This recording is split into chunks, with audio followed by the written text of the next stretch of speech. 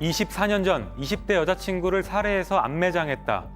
최근 경찰은 수사 끝에 한 40대 남성으로부터 1997년 여자친구와 후배 2명을 렌터카에 태우고 가던 중 여자친구가 자신의 외도를 의심하자 무차별 폭행해 결국 살해했다는 진술을 받아냅니다.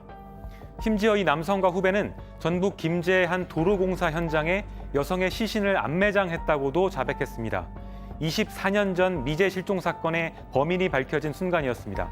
하지만 남성과 후배는 풀려났습니다. 이유는 공소시효 때문입니다. 여기서 우리는 의문이 생기는데요.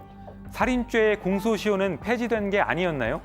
우리 법은 왜 이 살인자를 처벌할 수 없는 걸까요? 가족 여러분들은 1999년 황산 테러를 받고 숨진 6살 김태환 군을 기억하실 겁니다. 부실 수사 논란 끝에 경찰이 범인을 잡지 못하자 살인죄의 공소시효를 폐지하라는 목소리가 커졌습니다. 결국 살인죄 공소시효를 없애는 태환이법이 만들어졌고 2015년부터 시행됐습니다. 그런데도 우리는 왜 24년 전에 여자친구를 살해했다고 자백한 살인범을 처벌하지 못하는 걸까요? 살인의 시신 유기까지 했는데도 아무런 조치를 취할 순 없는 걸까요? 오늘 엑스파일에서는 공소시효에 대해서 알아보겠습니다. 자, 주말 사이에 이 보도가 나오면서 정말 많은 분들이 답답해 하셨었는데 이 미제 사건, 24년 전 벌어졌던 미제 사건이 이제서야 드러난 건데 이게 어떻게 하다가 그 관련 그때 사건에 연루됐던 사람들이 이걸 자백한 거예요? 네, 이게 원래 사건을 먼저 말씀드리면은 서울 마포구 여대생 실종 사건이었습니다. 장기 실종, 미제 실종 사건이었는데 1997년에 여대생이 실종이 된 겁니다. 근데 범인을 잡지 못했는데 알고 보니까 지금 이렇게 남자친구가 살해했던 게 뒤늦게 밝혀진 겁니다. 당시에 남자친구는 외도를 의심하는 여자친구에게 앙심을 품고 있었다고 합니다. 그리고 같이 렌터카를 타고 가던 중에 여성을 목 졸라 살해했다고 하는데요. 당시에 차 안에는 후배 2명, 남자 후배 2명도 같이 타고 있었다고 합니다. 그리고 이들은 김제의 한 도로공사 현장에 시신을 안매장한 뒤에 달아났다고 지금 경찰에 최근에 진술을 했습니다. 이게 경찰이 알게 된 거는 지난해 8월인데요. 이 후배 중 2명이 이 남성에게 이렇게 얘기를 했다고 합니다. 내가 이 사실을 다 알고 있는데 이 사실을 지금이라도 까발리겠다. 아하. 그러니까 돈을 달라 이렇게 얘기를 했다는 겁니다. 이 첩보를 경찰이 입수합니다. 그리고 수사를 하다가 이 사건이 뭔지를 따져보다가 이게 97년에 마포구 여성 실종 사건을 얘기하는 거구나라는 걸 알아내고 이 남성을 체포해서 자백을 지금 받아낸 겁니다. 자, 지금 이 유기됐던 여성 시신을 발굴을 해내야 될 텐데 아직까지 뭐 뚜렷한 진척은 없나요? 그렇습니다. 지금 경찰에서 열심히 지금 발굴을 하고 있는데 아직 좀 발굴 유해 수습은 되지 않았습니다. 뭐 경찰은 여러 가지 장비를 동원해서 발굴 작업을 이어가고 있고요. 지금 안매장했다고 지목된 장소가 이 살인범과 그 후배들이 여성을 안매장했다고 말한 장소입니다. 그곳에서 지금 작업을 하고 있고 6차례에 걸쳐서 유해가 묻힌 곳으로 추정되는 곳을 지금 진행하고 있습니다만 사건이 또 워낙 오래 전에 그렇죠. 발생을 했고 학교 인근에는 큰 도로가 놓였고요. 또 여러 차례 공사가 또 진행된 상황이어서 조금 어려워 보이는 것 같습니다. 이게 말이죠. 정말 누군가를 살해하고 23년을 숨어 살았다 그러면 진짜 저 같은 말이죠.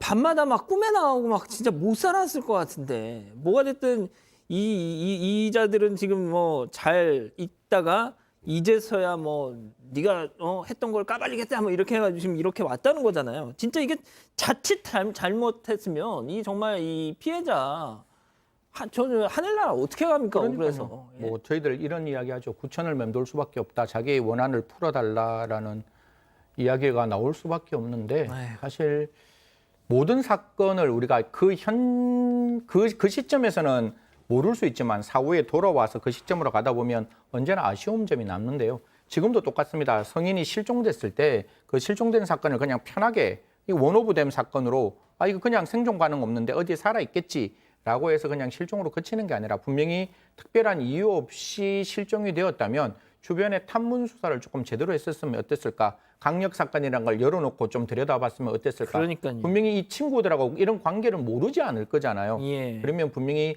그때 조금만 더 적극적으로 나섰다면 혹시 다른 결과가 가 있었지 않았을까. 이렇게 억울한 어떤 죽음이 20년 가까이 묻히는 게 아니라 그 시점에서 그 정의를 실현했고 이 사람들을 처벌할 수 있었지 않았을까라는 아쉬움은 머릿속에서 지울 수가 없습니다. 예. 특히 이제 뭐 여성들의 실종, 이 가출 신고 이런 거는 좀 진짜 좀 강력 사건과 연결될 가능성이 대단히 높기 때문에 좀 예의주시해야 된다라는 생각인데, 자 중요한 거 여기서 가장 중요한 거 다 지금 풀어줬어요. 네, 확인하고 풀어줬어요. 네.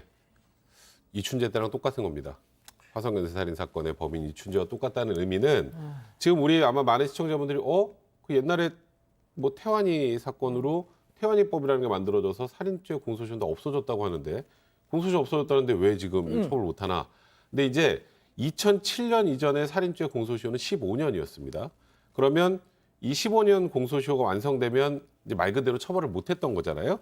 근데 태완이법이 개정된 게 2015년 7월 31일인데 그러면 그 15년 전으로 돌아가 보면 2000년 7월 15일 이전에 벌어졌던 30일 이전에 벌어졌던 사건들은 이미 공소시효가 완료했죠.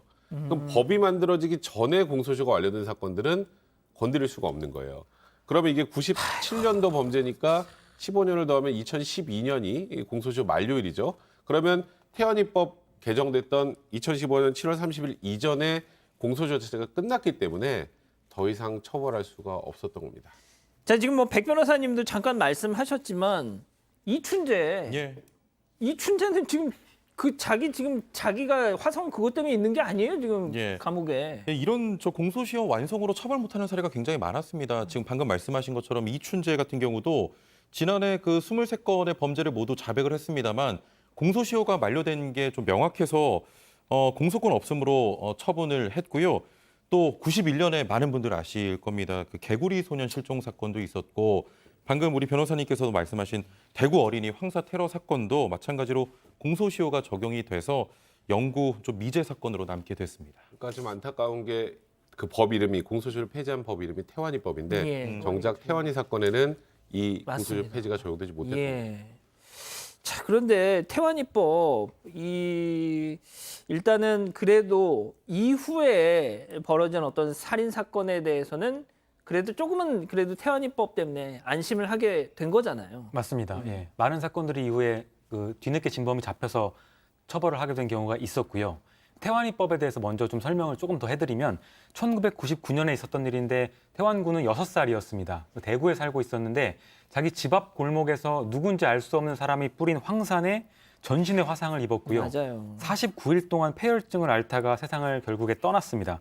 이때 전 국민이 분노를 샀는데 초동 수사, 부실 수사 논란이 좀 있었습니다. 초기에 태완이가 여러 진술을 했는데 경찰에서는 나이 등을 근거로 이제 믿을 수 없다 이런 식으로 해서 초동 부실 수사 논란이 있었고 결국 범인을 잡지 못했었는데 이때 전 국민들이 살인죄 공소시효가 도대체 왜 있는 거냐, 나중에 진범 나중에라도 잡으면 꼭 처벌해야 된다, 이렇게 해서 태완이법 제정의 계기가 됐습니다.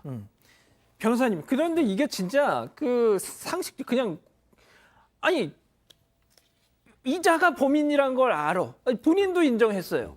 근데 처벌을 못한다? 세상 이건 코미디잖아요, 약간. 그러니까 사실 이 공소시효 제도, 그러니까 아직 뭐 살인죄하고 몇몇 범죄를 제외하고는 다 공소시효라는 게 있죠. 그 있는 이유들이 좀 있어요. 첫 번째 옛날 같은 경우 우리 과학적 증거 별로 증거 분석 같은 걸 하지 못하는 시절엔 한 15년 지나면 증거가 없습니다. 증거를 찾을 수도 없고요. 자백을 해도 진범인지 아닌지 확인할 수도 없고 예전을 기준으로 말씀드리는 거예요. 그리고 이제 그러다 보니까 사실 이제 이 정도 15년 지나서 이제 이걸 다시 처벌하려면 진범이 아니라 엉뚱한 사람을 잡을 수도 있는 거고요. 근데 또 하나가 공소시효를 모든 범죄를 다 없애요. 그럼 경찰은 50년 전 범죄도 수사를 계속해야 되고, 그러니까 일단 범인이 잡히지 않은 범죄는 다 수사를 해야 되잖아요. 계속 지속해야 되잖아요. 그러면 현실적인 수사 인력의 한계도 분명히 있습니다. 그러다 보니까 모든 범죄의 공소시효를 없앨 수는 없는 거고, 지금 말씀하신 이 살인죄나 뭐 강간살인죄 뭐 이런 부분들에 대해서는 이제 디지털 증거로 뭐 지금 과학적 증거로 전부 다 진범 여부를 확인할 수 있잖아요. 이제 이런 범죄에 한해서는 이제 공소시효를 폐지하는 겁니다. 승 의원님 보통 이렇게 공소시효가 있다 보니까 예전에 그 영화도 뭐 있었잖아요. 그 딱 공소시효 끝나고 내가 살인범입니다 하고 짠 하고 나와가지고 막 책 팔아먹고 뭐 그랬던 영화 있잖아요. 아 근데 외국은 어때요? 외국은? 사실 이 태완이법 할 때도 저 국회에서 꽤나 청문회 많이 나갔었는데 그때 이 공소시효 폐지하는 것도 되게 어려웠어요. 그때 제가 이야기했던 것 중에 하나가 미국 같은 경우에는 캐피탈 퍼니시먼트라 그래서 사형이 규정되는 범죄에 대해서는 공소시효 없다. 그래 콜드 케이스라 그래서 언제든지 그 사건이 진범이 나타나면 진범을 잡을 수 있다. 사람의 생명을 빼앗아간 범죄에 대해서 어떻게 그 사람의 생활이 안정되었다는 개인적 사익 때문에 그 사람이 뺏긴 범죄에 대한 정의를 실현 안 할 수 있냐? 끝까지 정의를 실현하자라고 이야기를 해서 미국 같은 경우에는 뭐 주법마다 좀 다르지만 특히 사형이 규정되어 있는 범죄에 대해서는 공소시효가 없고 일본도 2010년에 이 공소시효를 폐지했습니다. 뭐 영국 같은 경우에는 경범죄 같은 경우에만 공소시효가 존재를 하는데 결국 우리가 공소시효라는 것은 증거의 일실, 멸실, 산일 방금 변호사님 말씀 주신 대로 그게 유죄 입증이 안 될 때 그 공소시효가 문제가 되는 것이지 지금같이 과학적 증거가 충분한 지금의 작금의 상황에서는 지금 우리가 발견하지 못하는 증거 앞으로 1년 후에 2년 후에 어떠한 증거로서 우리가 찾아갈지 사실 그건 아무도 모르는 일이거든요. 그럼요. 그러면 공소시효라는 것 좀 전향적으로 생각해서 공소시효 폐지 대상 범죄에 늘릴 필요 있다라는 말씀드리겠습니다. 알겠습니다. 자 이렇게 정리하고요.